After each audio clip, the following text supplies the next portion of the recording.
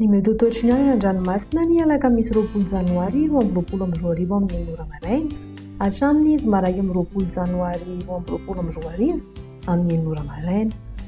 Ho an'ny morontsiraka atsinanana Cap-Vert Varasandriaka Peste anoranam-bandratra amin'ny tsitokotoko Varasandrefana andrivotra any amin'ny tapany avaratra ka ho 20 hatramin'ny 40 km isan'ora.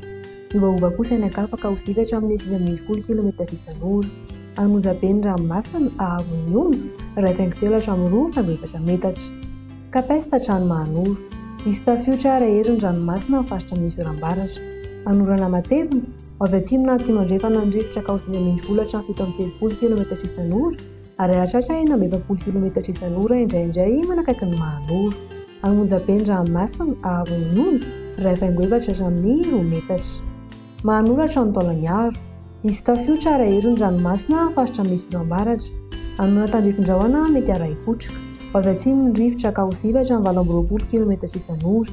Anonja be na herin'ny ranomasina ahavon'ny onja 2 hatramin'ny 2 faingo efatra metatra ary hahatratra 2 faingo 4 metatra ny atsimon'ny farafangana noho ny alin-drano antonony indraindray avy atsimo atsinanana. Taolaniaro hatramin'ny Cap Sainte-Marie. Andrahoana amin'ny tsitokotoko avy atsimo atsinanana ny rivotra ka ho 20 hatramin'ny 20 km isan'ora. Anonja be na herin'ny ranomasina ahavon'ny onja 2.5 hatramin'ny 3 metatra. Misy alin-drano avy atsimo atsinanana. Ho an'ny morontsiraka andrefana Cap Sainte-Marie hatrany Cap Saint-Vincent.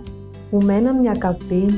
Avy atsimo atsinanana ny rivotra ka ho 20 hatramin'ny 9 km isan'ora ary hahatratra 9 km isan'ora. Anonja be na herin'ny ranomasina ahavon'ny onja 2 hatramin'ny 3 metatra. Cap Saint-Vincent hatrany Cap Saint-André. Misy tafiotra ara-herin'ny ranomasina amin'ny faritra misy oram-baratra. Anoram-baratra amin'ny tsitokotoko avy andrefana amin'ny ankapobeny rivotra ka ho 7 hatramin'ny 20 km isan'ora. Adiny mpanonja na anonja be ny ranomasina ahavon'ny onja 1 hatramin'ny 1.7 metatra. Cap Saint-André hatrany Analalava. Misy tafiotra ara-herin'ny ranomasina amin'ny faritra misy oram-baratra. Anoram-baratra avy andrefana amin'ny ankapobeny rivotra ka ho 7 hatramin'ny 20 km isan'ora.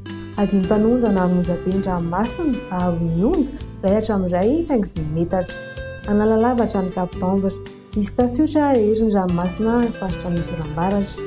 Anoram-baratra ho avy andrefana na atsimo andrefana ny rivotra ka ho 7 hatramin'ny 20 km isan'ora.